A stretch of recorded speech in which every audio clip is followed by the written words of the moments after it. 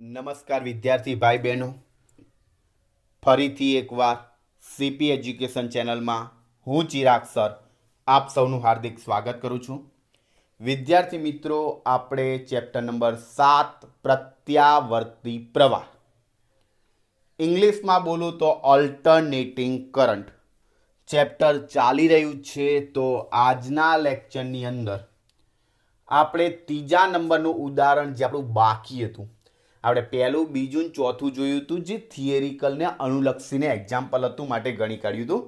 મેં તમને કહ્યું હતું ત્રીજા નંબરનું ઉદાહરણ આપણે પછી શીખીશું. તો આજે આપણે દોસ્તો ત્રીજા નંબરનું ઉદાહરણ જોઈ લઈએ. થિયરિકલ છે દોસ્તો, પણ સમજીએ શું લખ્યું છે, ધ્યાનથી જોઈએ. તો એક બલ્બને કેપેસિટર સાથે શ્રેણીમાં જોડેલ છે. ડીસી અને એસી જોડાણ માટે તમારા અવલોકનનું અનુમાન કરો. જો કેપેસિટરનું કેપેસિટન્સ ઘટાડવામાં આવે તો એસી અને ડીસી જોડાણ માટે તમારા અવલોકનોની ધારણા કરો. હવે જો દોસ્તો શીખો, જ્યારે કેપેસિટરને ડીસી ઉદ્ગમ સાથે જોડો ત્યારે કેપેસિટર વિદ્યુતભારી થાય, અને જ્યારે પૂર્ણ વિદ્યુતભારી થઈ જાય ત્યારે પરિપથમાંથી પ્રવાહ વહેતો બંધ થઈ જાય, અને પરિપથમાંથી પ્રવાહ વહેતો બંધ થઈ જાય ત્યારે બલ્બ પ્રકાશિત થાય નહીં. ચાલો, એક વસ્તુ ક્લિયર છે. હવે આ કેપેસિટરનું કેપેસિટન્સ ઘટાડો છતાં પણ એના પ્રકાશિત જે થવામાં કોઈ જ ફેરફાર થતો નથી. હવે કેપેસિટન્સનું રિએક્ટન્સ આપણને ખબર છે, XC = 1/ωc છે. એ પરિપથમાં પ્રવાહ વહે છે. પરિપથમાં પ્રવાહ વહે એટલે બલ્બ પ્રકાશિત થાય છે. હવે સીમાં ઘટાડો કરો તો સીધો ભાગાકારમાં છે ને, સીમાં ઘટાડો થાય એક્સીમાં શું થાય? વધારો થાય. એક્સીમાં વધારો થાય માટે પરિપથમાં પ્રવાહનું મૂલ્ય ઘટે, અને એના હિસાબે બલ્બ પહેલા કરતા કેવો થાય? ઝાંખો પ્રકાશિત થાય. એટલે અહીંયા એમ લખ્યું છે ઝાંખો સળગે છે, બરાબર? એટલે ઝાંખું પ્રકાશિત થાય એમ કહેવાય, બરાબર? થિયરિકલ એક્ઝામ્પલ છે માટે આપણે પીડીએફના માધ્યમથી શીખ્યા. એના પછી દોસ્તો આપણને એક બીજો આપ્યો હતો 5મા નંબરનો. આકૃતિમાં દર્શાવ્યા મુજબ એક પ્રકાશીય બલ્બ અને એક ઓપન કોઇલ ઇન્ડક્ટરને એસી સ્ત્રોત સાથે કળ દ્વારા જોડી દીધું છે. કળ બંધ કર્યા પછી થોડા સમય બાદ ઇન્ડક્ટરના અંદરના વિસ્તારમાં લોખંડનો સળિયો દાખલ કરવામાં આવતા પ્રકાશીય બલ્બની પ્રકાશિતતામાં શું ફેરફાર થાય? એટલે કે વધે, ઘટે, કોઈ ફેરફાર ના થાય. એનું કારણ શું? કારણ સહિત જણાવવાનું છે. હવે દોસ્તો, લોખંડના સળિયાને જ્યારે ઇન્ડક્ટરમાં દાખલ કરો ત્યારે કોઇલની અંદર જે ચુંબકીય ક્ષેત્ર છે એ લોખંડનું મેગ્નેટાઇઝેશન કરી નાખે, એટલે કે ચુંબકીયકરણ કરે. અને ચુંબકીયકરણ કરે એટલે અંદરના વિસ્તારમાં ચુંબકીય ક્ષેત્રનો વધારો થાય, જે આપણે 5મા ચેપ્ટરમાં ઓલરેડી ભણેલા છીએ. એટલે અહીંયા ચુંબકીય ક્ષેત્રમાં વધારો થવાનો, તો એના હિસાબે ઇન્ડક્ટરનું જે કોઇલનું ઇન્ડક્શન કહેવાય એમાં, એટલે કે પ્રેરકત્વ કહેવાય, એમાં વધારો થાય, બરાબર છે? અને એના હિસાબે કોઇલનું ઇન્ડક્ટિવ રિએક્ટન્સ પણ વધવાનું. એના પરિણામે લાગુ પાડેલ જે એસી વોલ્ટેજ છે એના મોટો ભાગ ઇન્ડક્ટર જે હોય એના બે છેડા વચ્ચે લાગુ પડે, અને બલ્બને બે છેડે ઓછો વોલ્ટેજ હોય છે. તેથી બલ્બની પ્રકાશિતતામાં શું કરશે? વોલ્ટેજ તો લઈ ગયો, તો બલ્બની પ્રકાશિતતામાં શું કરશે? ઘટાડો કરે છે. ચાલો, ક્લિયર.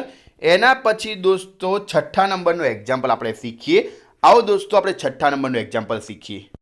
ઓકે દોસ્તો, હવે આપણે એક્ઝામ્પલ નંબર 6 શીખવા જઈ રહ્યા છીએ.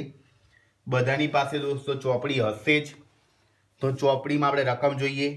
લખેલું છે 220 વોલ્ટેજ અને 50 હર્ટ્ઝ એસી સ્ત્રોત સાથે 200 ઓહ્મનો અવરોધક અને 15 માઇક્રોફેરાડેના કેપેસિટરને શ્રેણીમાં જોડેલો છે. તો ચલો દોસ્તો, પહેલા લખી દઉં. V બરાબર આપેલા છે 220 વોલ્ટેજ, બરાબર? V બરાબર 220 વોલ્ટેજ આપેલા છે. આવૃત્તિ મ્યુ બરાબર 50 હર્ટ્ઝ આપેલી છે. આગળ અવરોધ R બરાબર તમને 200 ઓહ્મનો આપેલો છે. કેપેસિટર C બરાબર 15 માઇક્રોફેરાડે આપેલા છે, એટલે 15 ગુણ્યા 10⁻6 ફેરાડે કહેવાય, બરાબર ને? માઇક્રો એટલે 10⁻6.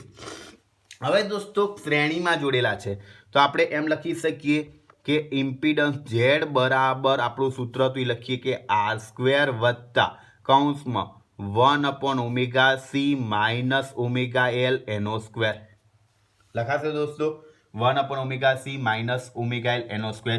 પણ ઓમેગા એલ તો છે જ નહીં, તો લખાય અહીં ઇન્ડક્ટર ન હોવાથી ઓમેગા એલ બરાબર શું થઈ જાય? શૂન્ય. હાજર નથી તો ઝેડ બરાબર શું કરીએ?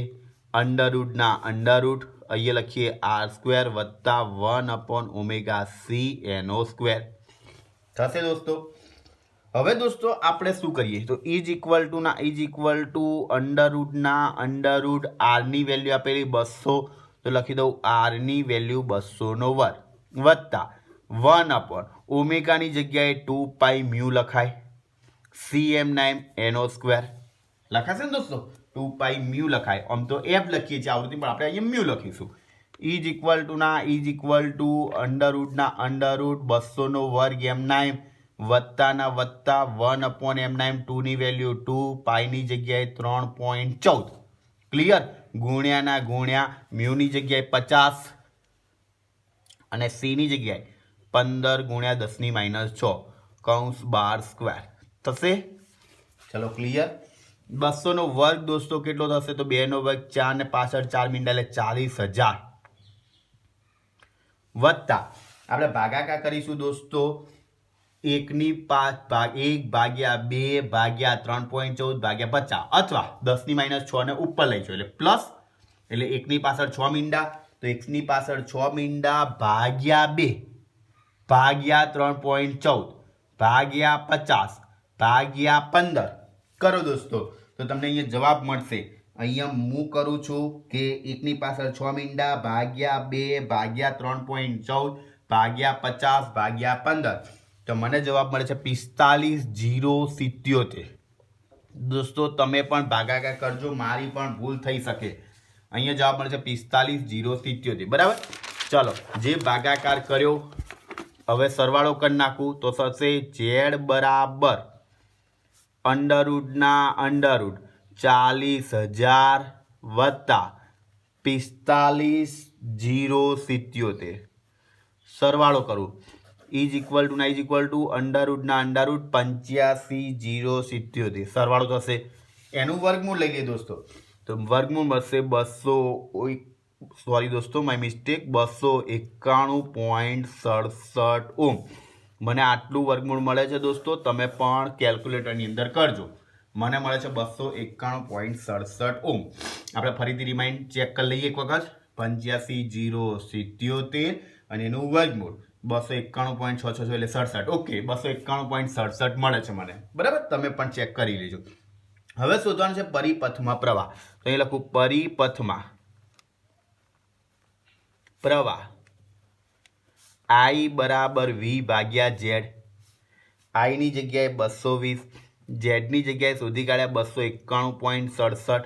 ચલો ભાગાકાર કરીએ 220 ભાગ્યા 291.67, તો જવાબ મળે 0.7542 0.7542 એમ્પિયર. તમે પણ ભાગાકાર દોસ્તો કરજો, મારી પણ ભૂલ થઈ શકે છે કારણ કે હું માણસ છું. બરાબર. તો I બરાબર 0.7542 એમ્પિયર મળે. હવે દોસ્તો આગળ રકમ શું કહે છે જુઓ કે અવરોધક અને કેપેસિટરના બે છેડા વચ્ચે RMS વોલ્ટેજ શોધવાનો. શું આ વોલ્ટેજનો બેઝિક સરવાળો સ્ત્રોતના વોલ્ટેજ કરતાં વધુ છે? જો હા હોય તો વિસંગતતાનો ઉકેલ જણાવો. તો આપણે પહેલા સમગ્ર પરિપથમાં પ્રવાહ સમાન છે એમ માનો. તો આપણે પહેલા શું કરીએ? અવરોધ માટે શોધીએ, પછી કેપેસિટર માટે શોધીએ. તો અહીંયા લખીએ કે સમગ્ર પરિપથમાં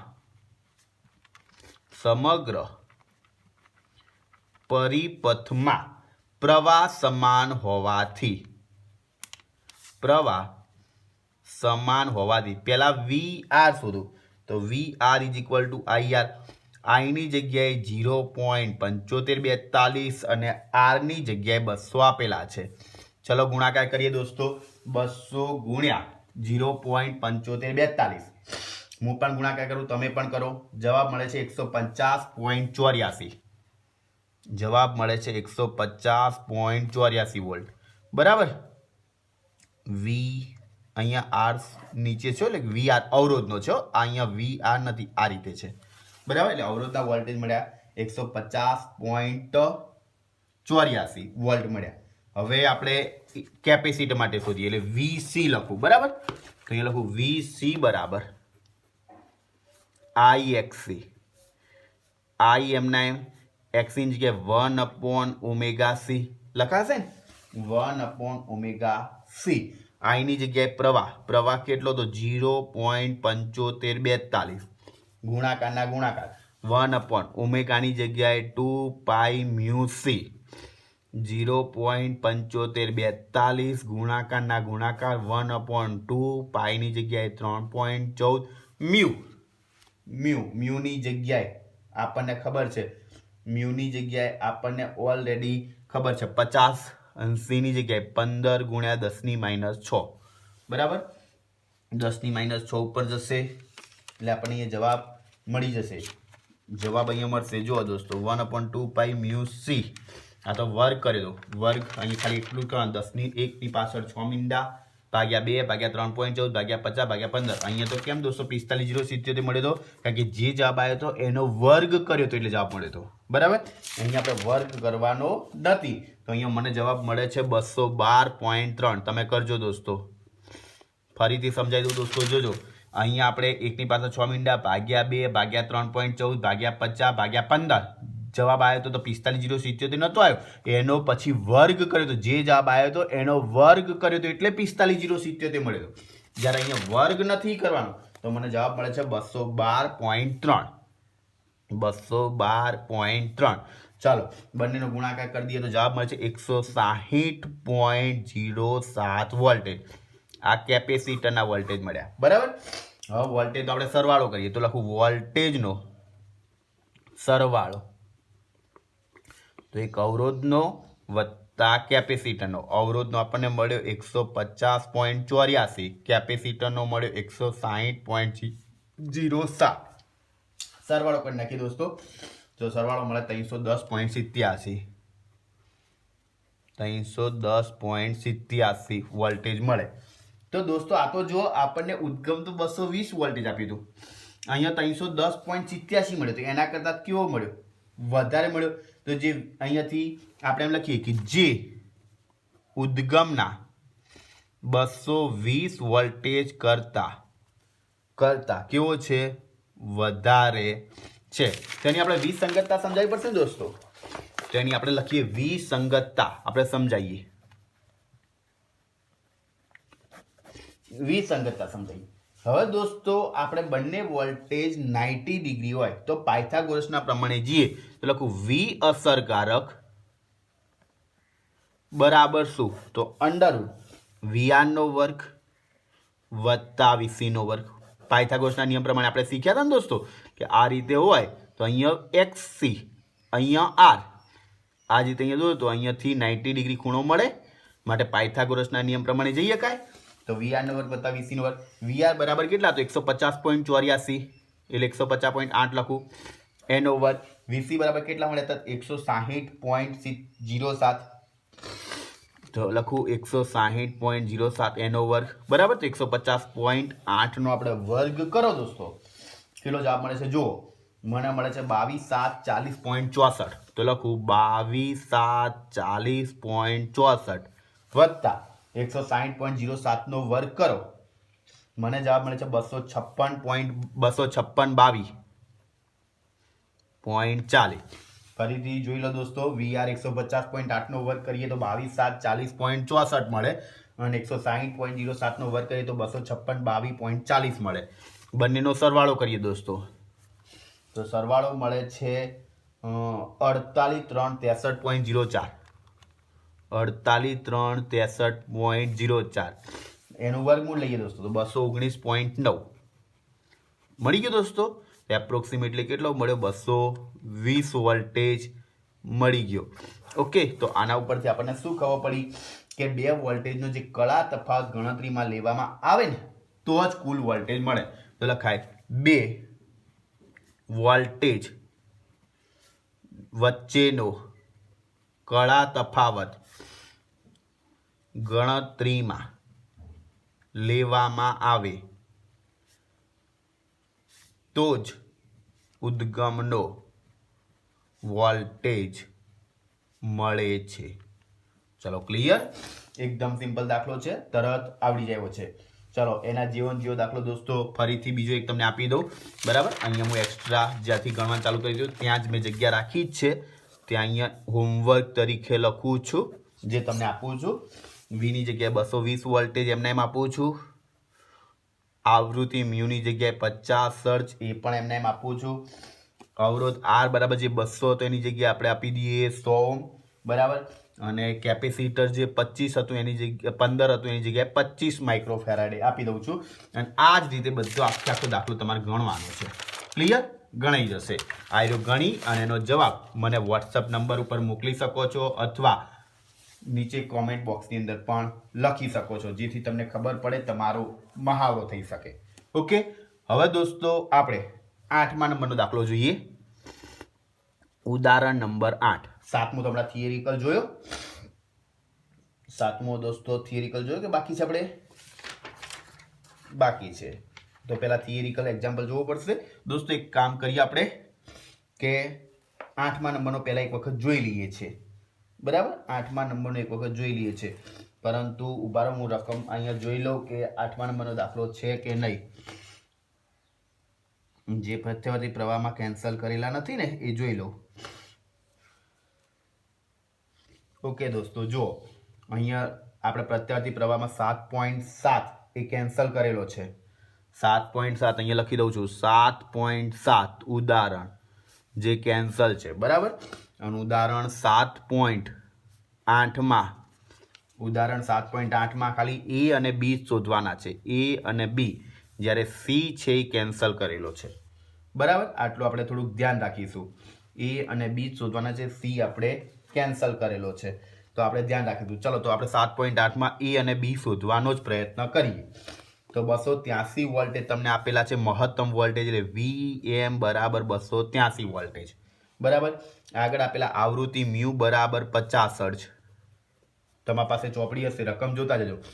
60 ટકાનો વોલ્ટેજ એલસીઆર શ્રેણી પરિપથને લાગુ પાડેલ, જેમાં આર બરાબર 3 ઓહ્મ આપેલા છે, એટલે અવરોધ આપેલો 3 ઓહ્મ. બીજા નંબરે ઇન્ડક્ટર આપેલો 25.48 મિલી હેનરી, અને ત્રીજા નંબરે કેપેસિટર આપ્યો 796 માઇક્રોફેરાડે. બરાબર, આટલું તમને આપેલું છે. તો તમને કીધું પરિપથનો ઇમ્પિડન્સ અને સ્ત્રોત વોલ્ટેજ બે જ ગણવાનું છે. આપણે સી ડી ગણવાના નથી, આટલું જ ખાલી ગણવાનું છે. આટલું જ, આ બધું કેન્સલ છે. બરાબર, તો જોજો દોસ્તો, એલ અને સી તમને આપેલા, તો આપણે પહેલા એક કામ કરીએ. આપણું ઇમ્પિડન્સ ઝેડ બરાબર સૂત્ર, તો ઇમ્પિડન્સ શોધવાનું એટલે Z is equal to under root R square plus 1/ωc minus omega L એનો સ્ક્વેર કહેવાય ને દોસ્તો. તો આપણે પહેલા 1/ωc શોધવા માટે આપણે એક્સી લખી દઈએ, ચાલે? એક્સી ઇઝ ઇક્વલ ટુ 1/ωc. 1/ω ની જગ્યાએ 2π મ્યુ સી, 1/2 પાઈની જગ્યાએ 3.14, મ્યુની જગ્યાએ 50 ને સીની જગ્યાએ 796 માઇક્રો, એટલે 10⁻6 આપેલા છે. જો દોસ્તો, 10⁻6 ઉપર જાય એટલે પ્લસ, એટલે એકની પાછળ 6 મીંડા, એકની પાછળ 6 મીંડા ભાગ્યા 2 ભાગ્યા 3.14 ભાગ્યા 50 ભાગ્યા 796 કરો દોસ્તો, તો તમને જવાબ મળી જશે. ફરીથી બોલું, એકની પાછળ 6 મીંડા ભાગ્યા 2 ભાગ્યા 3.14 ભાગ્યા 50 ભાગ્યા 796 કરો. અહીંયા જવાબ મને એપ્રોક્સિમેટલી મળે છે 4 ઓહ્મ. બરાબર, એપ્રોક્સિમેટલી મળે છે 4 ઓહ્મ. હવે એ રીતે હું ઓમેગા એલ શોધું, એટલે કે એક્સએલ લખું, તો એક્સએલ બરાબર ઓમેગા એલ. ઓમેગાની જગ્યાએ 2π મ્યુ એલ લખું, તો 2m/m, પાઈની જગ્યાએ 3.14, મ્યુની જગ્યાએ 50 અને એલની જગ્યાએ 25 મિલી હેનરી, એટલે 25.48 ગુણ્યા 10⁻³ કહેવાય ને, ખાલી મિલી છે. ચલો ગુણાકાર કરો, 2 ગુણ્યા 3.14 ગુણ્યા 50 ગુણ્યા 25.48, એનો જે જવાબ આવે એમાં 1000 વડે ભાગી દો, એટલે 10⁻³ થઈ જાય. એનો જવાબ મને મળે છે 8 ઓહ્મ. ઓકે, તો એક્સએલનો જવાબ મને મળ્યો 8 ઓહ્મ. ચલો, આ બંને વેલ્યુ અહીંયા મૂકી શકું, આની વેલ્યુ તો આપેલી છે. તો ચલો દોસ્તો, હું એ લખી, જોજો દોસ્તો, ધ્યાન રાખજો. અહીંયા તો ઝેડ બરાબર શું થશે? તો ઝેડ બરાબર પહેલાં આપણે સૂત્ર લખી દઈએ. એક કામ કરો, r² વત્તા કૌંસમાં XC માઇનસ XL એનો વર્ગ. આરની જગ્યાએ 3 આપેલા તો 3નો વર્ગ વત્તા XCની જગ્યાએ 4, XLની જગ્યાએ 8 એનો વર્ગ. 3નો વર્ગ 9, 4માંથી 8 જાય -4, -4નો વર્ગ +16, 16 ને 9 25 અને 25નું વર્ગમૂળ નીકળે 5. તો ઝેડ બરાબર 5 ઓહ્મ મળ્યા. બરાબર. બીમાં શોધવાનું કીધું સ્ત્રોત વોલ્ટેજ અને પ્રવાહ વચ્ચેનો કળા તફાવત શોધવાનું કીધું છે. સ્ત્રોત વોલ્ટેજ અને પ્રવાહ વચ્ચેનો કળા તફાવત. તો આપણે પહેલા કળા તફાવત શોધી કાઢીએ. કળા તફાવત તો લખું કળા તફાવત. હવે દોસ્તો આપણને tan phi આપણે લખતા હતા, યાદ હોય તો તમને ખબર છે, tan phi બરાબર XC minus XL upon R. આવું આપણે લખતા હતા. બરાબર. તો XCની જગ્યાએ 4, XLની જગ્યાએ 8 ભાગ્યા Rની જગ્યાએ 3. 4માંથી 8 જાય -4 ભાગ્યા 3. આ tan phi. બરાબર. તો phi is equal two tan inverse -4 ભાગ્યા 3 એટલે 1.33 આવશે. બરાબર. ચલો નેચરલ ટેન્જન્ટમાં જઈને 1.33 જોઈએ તો કેટલા મળે છે? અહીંયા મને મળે છે માઇનસ તો ખરા 53.1 ડિગ્રી મળે છે. તો મળ્યું -53.1 ડિગ્રી. phi ઋણ છે તો વોલ્ટેજ કરતાં પરિપથનો પ્રવાહ કેવો આવશે? પાછળ. અહીંયા લખું છું, આટલી લખી દઉં છું. phi ઋણ છે તેથી વોલ્ટેજ કરતા પ્રવાહ પાછળ છે, એમ આપણે લખી શકીએ. ઓકે દોસ્તો, સી અને ડી આપણે જોવાનું રહેતું નથી, એકદમ સિમ્પલ છે. ચાલો હોમવર્કમાં તમને આના જેવો જો એક બીજો દાખલો આપી દઉં જેથી તમે ઘરે ગણી શકો. અહીંયા લખું છું હોમવર્ક. બરાબર. એમાં તમને મહત્તમ વોલ્ટેજ 283 વોલ્ટેજ એમને એમ આપેલા છે. બરાબર. આવૃત્તિ 50 હર્ટ્ઝ આપેલી છે એટલે મ્યુ બરાબર 50 હર્ટ્ઝ એમને એમ આપું છું. અવરોધ R એના બરાબર 6 ઓહ્મ. અવરોધ R બરાબર 6 ઓહ્મ. ઇન્ડક્ટર L બરાબર 50.96 મિલી હેનરી અને C બરાબર 398 માઇક્રોફેરાડે આપું છું. આ જ રીતે A અને B ગણવાના છે. તમારે ગણી અને એનો જે જવાબ આવે એ મારા નંબર ઉપર વોટ્સઅપ કરી શકો છો અથવા નીચે કમેન્ટ બોક્સની અંદર લખી શકો છો, જેથી તમારે મહાવરો થશે અને તમને ખબર પડશે કે દાખલો આ રીતે આપણે ગણી શકીએ છીએ અને તમને જવાબ મેળવતા આવડી જશે. ઓકે દોસ્તો, આઈ હોપ કે આજનો વિડીયો તમને ખરેખર પસંદ આવ્યો હશે અને દાખલા આવડી ગયા હશે. આપણે નેક્સ્ટ લેક્ચરની અંદર દોસ્તો જે હવે ટૂંકમાં 2 થિયરી બાકી છે અને થોડાક જ દાખલા બાકી છે, આઈ થિંક 3 જ દાખલા બાકી છે અને પછી સ્વાધ્યાયના દાખલા છે, એ આપણે જોવાના છીએ. એટલે આપણું ચેપ્ટર અહીંયા પૂરું થવા આવી ગયું છે. ઓકે, એન્ડિંગ પોર્શન તરફ છે. તો દોસ્તો વિડીયોને લાઈક કરજો, શેર કરજો, ચેનલને સબસ્ક્રાઈબ કરજો, કારણ કે આવનારા બધા જ વિડીયોની નોટિફિકેશન સૌ પ્રથમ તમને મળતી રહે. આપણે નેક્સ્ટ લેક્ચરમાં ફરીથી મળીશું. અત્યારે બસ આટલું જ. આવજો.